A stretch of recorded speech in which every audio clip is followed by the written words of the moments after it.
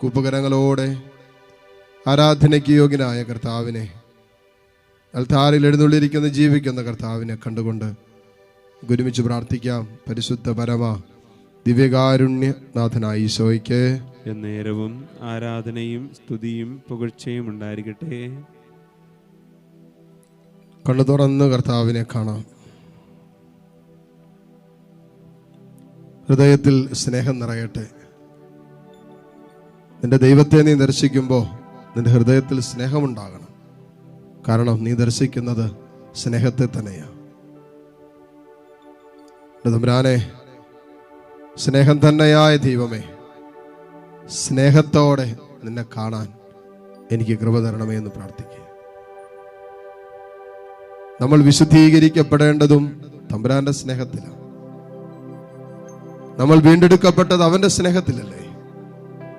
അപ്പോൾ ആ സ്നേഹത്തിൽ മാത്രമാണ് നമുക്ക് വീണ്ടെടുപ്പെന്ന് തിരിച്ചറിയുക. ആ സ്നേഹത്തിൽ മാത്രമാണ് നമുക്ക് വിശുദ്ധീകരണമെന്ന് തിരിച്ചറിയുക. ആ സ്നേഹത്തിൽ മാത്രമാണ് നമുക്ക് കരുത്തും ബലവും എന്ന് തിരിച്ചറിയുക. അതുകൊണ്ടാണ് സങ്കീർത്തകൻ പറഞ്ഞില്ലേ, മോനെ മനുഷ്യനെ നീ ഭയപ്പെടേണ്ടതില്ല, കർത്താവിൽ ആശ്രയിക്കുക. മനുഷ്യർക്ക് നിന്നോട് എന്ത് ചെയ്യാൻ പറ്റും? തമ്പുരാനെ, ഈ കൂട്ടായ്മയിൽ പങ്കെടുത്ത്, ഈ ആരാധനയിൽ പങ്കെടുത്ത് പ്രാർത്ഥിക്കുന്ന അനേകം മക്കളുണ്ട്. ഈ മക്കളെ ഭരിക്കുന്ന ഏതെങ്കിലും അകാരണമായ ഭയങ്ങളുണ്ടെങ്കിൽ, ലോകം തങ്ങളുടെ മേലിൽ ഏൽപ്പിച്ച അകാരണമായ ചില ഭയത്തിന്റെ മേഖലകളുണ്ടെങ്കിൽ, ഇന്നലകളുടെ അനുഭവങ്ങൾ, ഇന്നലകളുടെ മുറിവുകൾ, ഇന്നലകളിൽ ആകസ്മികമായ ജീവിതത്തിൽ സംഭവിച്ച ചില ദുരനുഭവങ്ങൾ ഈ മക്കളുടെ ജീവിതത്തിൽ അവശേഷിപ്പിച്ച ഏതെങ്കിലും ഭയത്തിന്റെ മേഖലകളുണ്ടെങ്കിൽ, കർത്താവേ, നിന്റെ പരിശുദ്ധ രക്തം ഇപ്പോൾ ഈ മക്കളുടെ മേൽ തളിക്കുന്നു.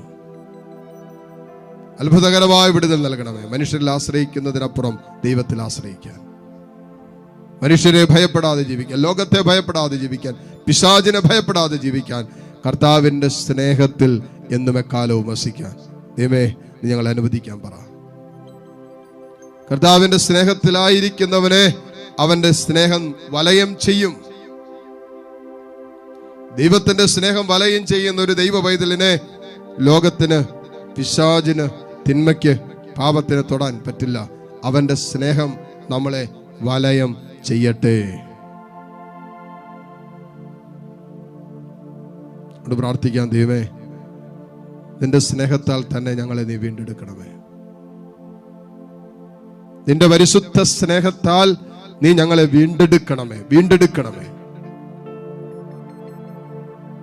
ഏതെല്ലാം ജീവിതത്തിന്റെ അനുഭവങ്ങളിലാണോ നമ്മൾ വീണ് കിടക്കുന്നത്? എഴുന്നേക്കാൻ പറ്റുന്നില്ല, പ്രാർത്ഥിക്കാൻ പറ്റുന്നില്ല, ക്ഷമിക്കാൻ പറ്റുന്നില്ല, സ്നേഹിക്കാൻ പറ്റുന്നില്ല, വിശുദ്ധ ജീവിതം പറ്റുന്നില്ല, ഒന്നും പറ്റുന്നില്ല എന്ന് നീ പറയുന്ന ചില ജീവിതത്തിന്റെ മേഖലകളുണ്ടല്ലോ. വീണ് കിടക്കുന്നത്, കെട്ടിയിട്ടതുപോലെ കിടക്കുന്ന ചില ജീവിതത്തിന്റെ അനുഭവങ്ങൾ, അവിടെ നിന്ന് എഴുന്നേറ്റിട്ട് പറയണം. സങ്കീർത്തകൻ പറഞ്ഞില്ലേ, ഞാൻ ജീവിക്കും, ഞാൻ മരിക്കുകയില്ല, ഞാൻ കർത്താവിന്റെ പ്രവൃത്തികൾ പ്രഘോഷിക്കും. എനിക്കൊരു വിളിയുണ്ടെന്നേ, എനിക്കൊരു ദൗത്യമുണ്ടെന്നേ, സ്വർഗം ഏൽപ്പിച്ചൊരു ദൗത്യമുണ്ടെന്നേ, സ്വർഗത്തിന്റെ പ്രവൃത്തികൾ പ്രഘോഷിക്കാനുള്ള ഒരു ജീവിതത്തിന്റെ ദൗത്യം. മുട്ടുകുത്താൻ സാധിക്കുന്ന എല്ലാ മക്കളെയും നിമിഷം മുട്ടുകുത്തുന്നു. ദിവ്യകാരുണ്യയുടെ ആശീർവാദം സ്വീകരിക്കാൻ നമ്മൾ ഒരുങ്ങുന്ന നിമിഷമാണ്. തമ്പുരാൻ, ഈ ദിവസം മുഴുവനും ഇതാ നമ്മളെ ആശീർവദിക്കുന്ന നിമിഷമാണിത്. ഈ ദിവസത്തിന്റെ ഓരോ മേഖലകളിലും കർത്താവിന്റെ ആശീർവാദം കടന്നു ചെല്ലുന്ന സമയമാണ്.